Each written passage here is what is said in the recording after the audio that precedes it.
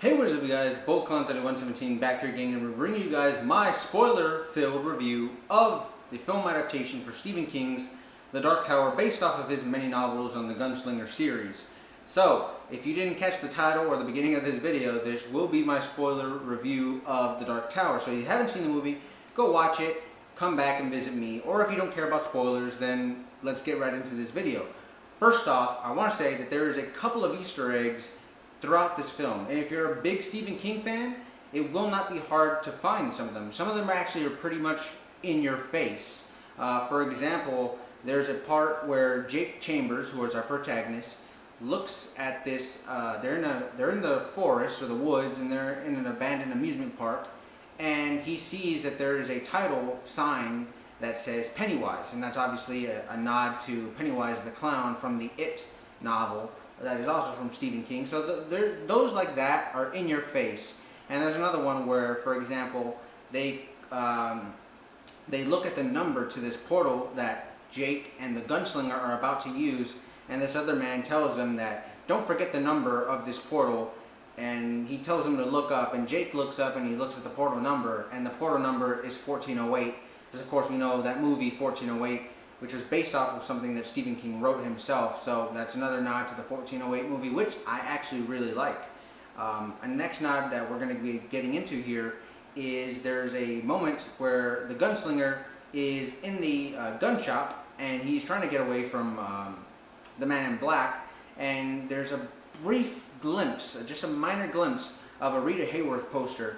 And of course, many of you Stephen King fans will know that Rita Hayworth posters are very familiar with Stephen King, because that's the same poster that was used in The Shawshank Redemption that Andy Dufresne asked Red for, so that he could put it and cover up the hole that he was carving out in his cell.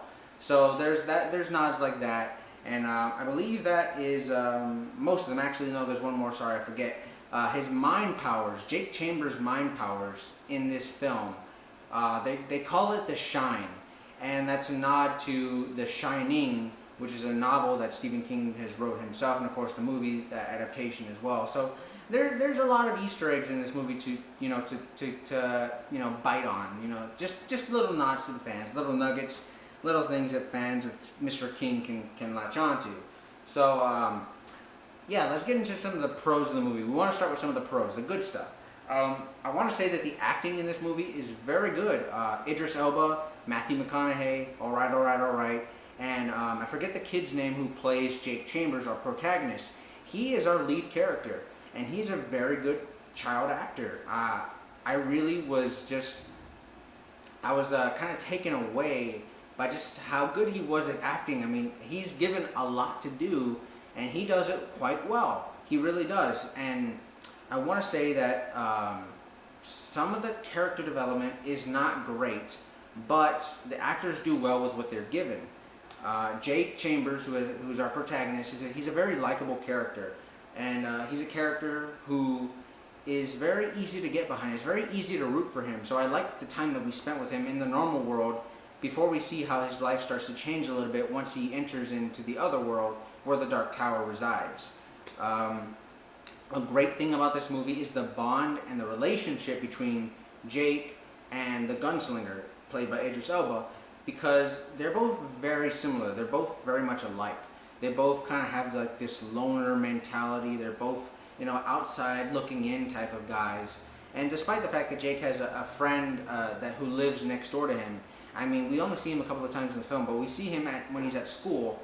He's very much alone. Even when he's at home, he's just most of the time in his room, drawing, because of the dreams that he's having. And Idris Elba as well. He's out there just wandering out on the desert by himself, and he has no one. And both of them also lose their fathers. Idris Elba's father is killed. The gunslinger's father is killed by the man in black.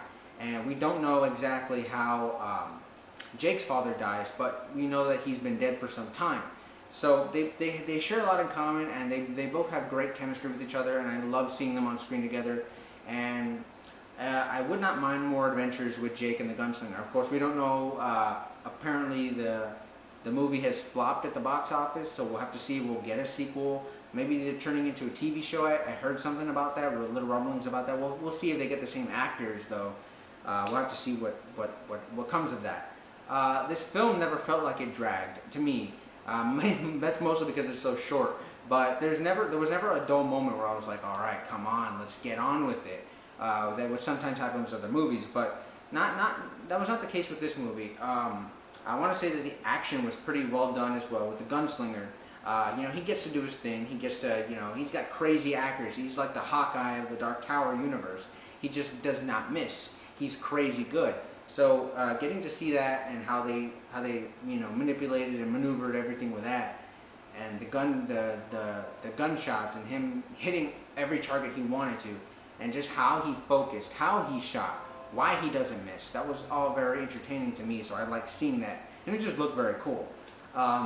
The world is very interesting in this universe that Stephen King has created. I wanted to know a lot more of it. It's very eye-catching. Some of the creatures and the designs of the world. I really enjoyed it, but unfortunately, that's one of the cons as well. Is we don't get to delve into the world even more. We don't get to learn about the mythology of this universe. We just don't get to. But of course, I'll get into that in a bit. I want to say that this movie is not afraid to kill people off. Jake Chambers already doesn't have his father. He doesn't have a good relationship with his stepfather, and then he loses his mom. His mom is killed by the Man in Black. He's already alone, but then he loses the one person left on Earth that he has, and that was his mother. So Jake, he goes through so much if you think about it. So I really like that they give that to the character, because it adds another layer of depth to his character for hopefully future installments in this maybe franchise. I know we'll have to see. The fish out of water sort of scenes with the gunslinger back in Earth, and just how he doesn't know what Coca-Cola is. He doesn't know what hot dogs are. At the hospital, he doesn't know that he can't take his guns in. He wants a bunch of bullets and guns. He's asking him if there's guns in your world, if there's bullets, and if they're rare in this world. And Jake tells him, "You're gonna like Earth." So I found those scenes very comical. They were good comedy relief for the viewers. So that kind of reminded me a bit of Wonder Woman, how she was just carrying around her shield and her sword, and Chris Pine's character was telling her, no, you can't do that, which is something that I have to admit I liked about the Wonder Woman movie. So there was that, but there are certainly cons in this movie. Certainly things that kind of bugged me a bit, things I didn't like.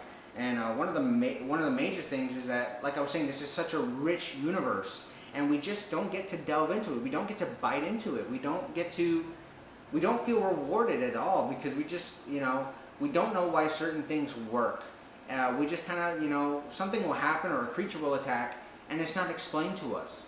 And sometimes in movies, we don't need to know everything. The audience doesn't need to know everything. That's a big problem I have actually with horror movies and the remakes that we're getting now, because producers and writers and directors and studios want to, they want to delve into the backstory of serial killers like Jason and Freddy Krueger and Michael Myers and Leatherface from the Texas Chainsaw Massacre. We don't want to know that. We don't need to know everything as an audience, because some of the things that make those characters so iconic and so scary is the mystery behind them. But we do get to see what they're capable of. And in this Dark Tower movie, we're presented so much stuff in such a small amount of time, and we just don't get to, we don't get very many answers. We get a lot of questions, but we don't get answers to them. So that's something that bothered me. And speaking with so little time, this movie's like only an hour and a half long, and that's fine sometimes. Some movies benefit from a shorter runtime. But this movie, you think about the upcoming It first part that's coming out. It's 2 hours and 15 minutes long. I think just about somewhere right there. It's almost an hour longer than The Dark Tower. These novels are huge. These span a couple of books, and to cram it into an hour and 30 minutes is just, it really shows, and it kind of feels rushed. I will say that the ending of this movie, while the final fight between the gunslinger and the Man in Black is cool and it looks good on screen, I found it to be very anticlimactic, and I didn't feel like we had a huge payoff, because the Man in Black's a pretty good villain. He's pretty evil. He's pretty damn powerful too. And I like that he's outsmarted by the gunslinger, but I don't know, it's something about it just felt like we weren't rewarded. And like I said, anticlimactic would be the best word to describe the ending. And when it ends, you're just like, oh, that's it? I guess this movie is over. Roll the credits, it's time to go home.